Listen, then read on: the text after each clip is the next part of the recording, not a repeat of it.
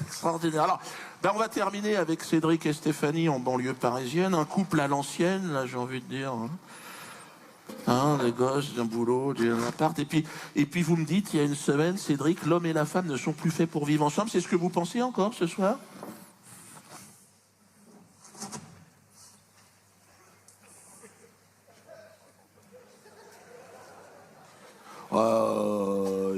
Non, c'est ce que je pense. Bon, c'est ce que je vois par rapport de moi. Comment que je vois que je...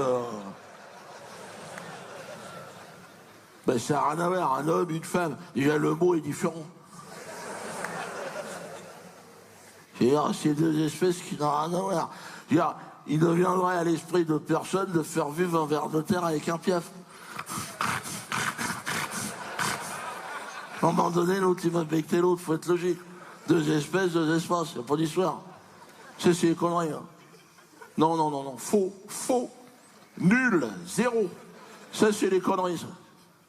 Non, l'évolution humaine ne commence pas au Big Bang. Ça, c'est des conneries, ça. Ben non, c'est des trucs de pétards de chinois. Moi, ce que je vois, première étape de l'évolution humaine, Néandertal. Ok? Il est arrivé à pied, on s'en fout de ça, c'est la première étape. Et c'est là où tu déroules. Deuxième étape, 2013, mariage pour tous. Là, on repart à zéro. Là, on recommence tout, de A jusqu'à Z.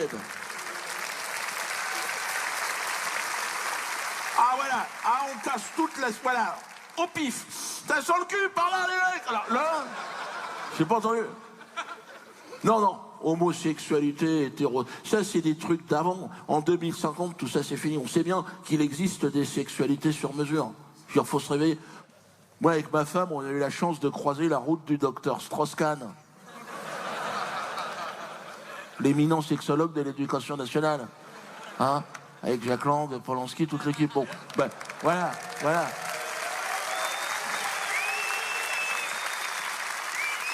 Oh, bravo. Nous, ça nous a changé la vie, hein, chérie. Premier rendez-vous, Strauss-Kahn, il nous l'a dit. Il dit, vous êtes malade. Monsieur Dame. Ah, non, t'es là, merde, qu'est-ce qu'on a? Ben, il dit, vous êtes malade. Vous êtes dans ce qu'on appelle un processus de fuite. Merde. Il dit, mais j'ai pas de fuite, de quoi tu parles? Non, mais tu vois, moi, je suis dans la mécanique.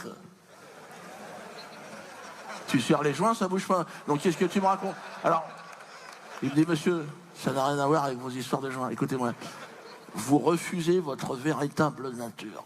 Merde. Et je dis, comment je peux faire? Puis il te pose des questions dans ton intimité. Moi, il est remonté à mon père. Ok? Qui se serait fait plus ou moins violer par un voisin de palier quand il avait 8 ans. Et c'est de cette enculerie de mon père qu'il est redescendu de moi et il m'a dit, vous êtes canétosexuel, monsieur. Et vous ne le saviez pas. Putain. Canéto. Oh, ben des canettes, hein. Une canette, hein. Le fait de s'introduire des canettes, complètement. Moi, ça a changé ma vie, hein. Je suis un autre homme. Hein. Même au boulot, mes potes, ils me disent, Cédric, on te reconnaît pas. Hein. Depuis que t'es canetto, c'est du tout autour. Je suis plus calme. Je suis moins bagarreur. Je ne bois plus, quasiment plus. Je ne tremble plus. Ok? Bon, ça n'a rien à voir. Alors, au départ, ma femme était un peu jalouse. Hein. Non, au début, quand j'étais... on allait au supermarché, elle me faisait des scènes de ménage. Non, plus finir. On arrive au rayon canette, elle se met devant une pile de canettes, comme ça. Oui, bande de salopes, tu vas voir. Heureusement, le vigile, il était canetto comme moi. Il m'a dit, je t'arrange le coup. Et évite de venir avec. Et je rentre à la maison. Elle me dit, où est-ce que t'as foutu ta 8-8? Je lui dis, devine où je l'ai foutu, ma 8-8. C'est vrai qu'on est passé aux canettes de 50 centilitres.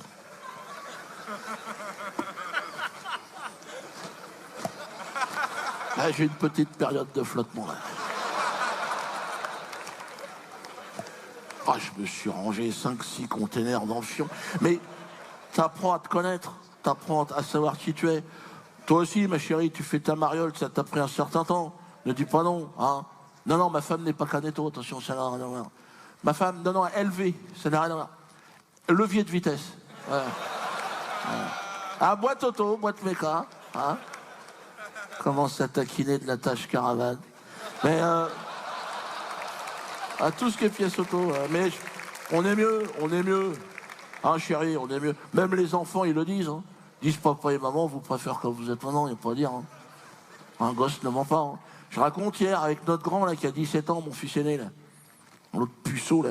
Je voyais bien, depuis 15 jours, il faisait sa gueule de con, l'autre chiasseux, là, avec ses boutons à la con, là, sur la gueule. Atroce. Je lui ai dit, qu'est-ce qui t'arrive, du con, là? Alors, il m'a dit, papa, je veux pas en parler, c'est mon intimité.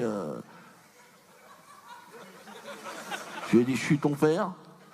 Je veux savoir ce qui se passe. Donc, tu me dis ce qui se passe ou je te casse la gueule.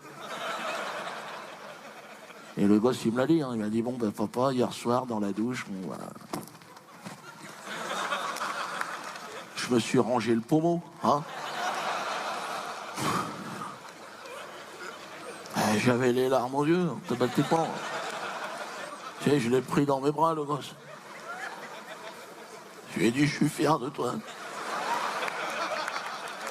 Parce que je sais que tu vas te construire aujourd'hui sur des bases solides, hein. Ah, il chialait, il pouvait plus. Puis je me suis penché, j'ai vu qu'il avait planqué son pommeau de douche sous la chaise. Il a dit, allez, mets-le à table, il fait partie de la famille, le pommeau. Alors...